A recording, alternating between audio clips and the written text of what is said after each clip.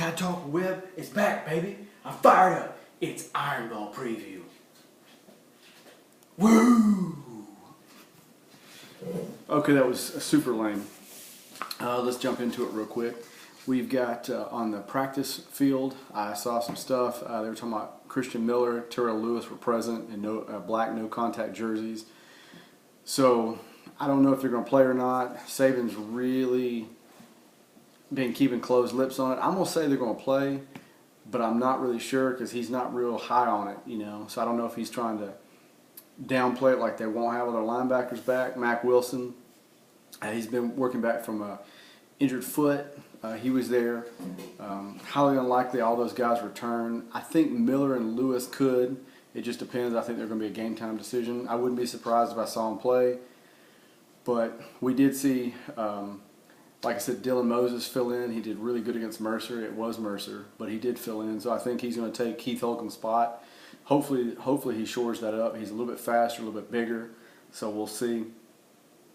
But like I said, we don't know what's going to happen. We saw that Pitcher Botcher was also present for practice, but we see that C.J. Hassenauer is still working at first team at left guard, so we did see that. So he's been telling the players this week, show poise, let's get ready for the Iron Bowl. It's going to be a tough game.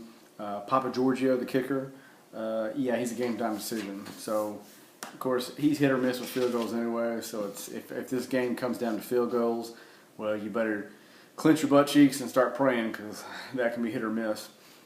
In other news, I saw a story on Ed Orgeron. Coach O there, he said, was asked about the 2018 running back situation, and he said, it's something I've been worrying about at night. So evidently they don't have great running backs in the backfield. He said, well, we're just gonna get the guys that are behind them, and we're just gonna coach them up. You know, his usual answer for I can't recruit. So that was pretty funny. Ed Orgeron was talking about that. Matt Canada, their offensive coordinator, we do know that he's a big pass-heavy type guy. So Miles Brennan, their backup quarterback, will be a sophomore next year. So he will probably be taking a lot of snaps. They're going to change around their offensive game plan, be using more tight ends. The receiver Chark, him a lot too. I'm going to give SEC predictions for this week. Ole Miss and Mississippi State, the Egg Bowl, as I call it. Mississippi State wins. I think they win by 2 TDs or more. You've also got Missouri and Arkansas. Arkansas sucks. They're about to fire Bielema, unfortunately. I would say that Missouri beats Arkansas by 21 points or more in that game. You got Alabama and Auburn. My heart's going to go with Alabama. I think we win 24-17, pull away in the fourth quarter. But in all honesty, I don't know. If we had all of our linebackers healthy, I'd say, yeah, we'll win the game. Whew. I think that's going to be a nail biter. Hopefully, Bama pulls it off. You got Georgia Tech. I think Georgia wins by 8 points.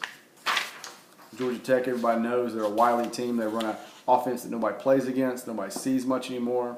So I'll go with Georgia by 8 points. Louisville and Kentucky. Yeah, Kentucky sucks. I'll take Louisville by 2 touchdowns. Got Florida and Florida State. Both suck.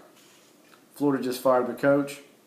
Who knows? A&M's probably going to make a play to get Jimbo Fisher. Probably won't happen.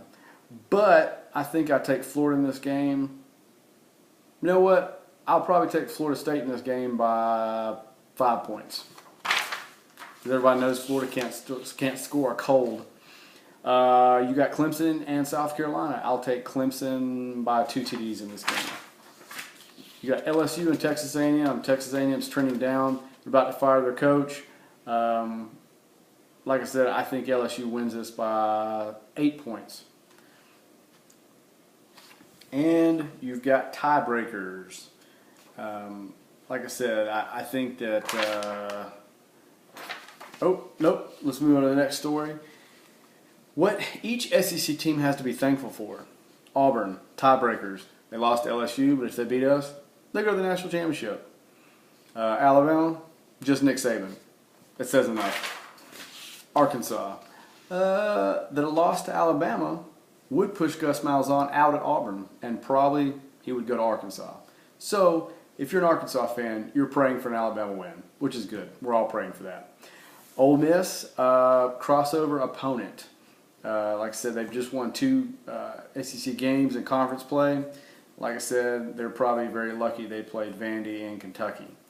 Mississippi State, they're happy that Dax Prescott actually passed through Mississippi State. Dave Aranda, like I said, that's what LSU's thankful for, because their offense has gotten better. Not much, but it has gotten better. Texas A&M's thankful for. There are a lot of other disappointed fans in the state of Texas. Okay. Florida.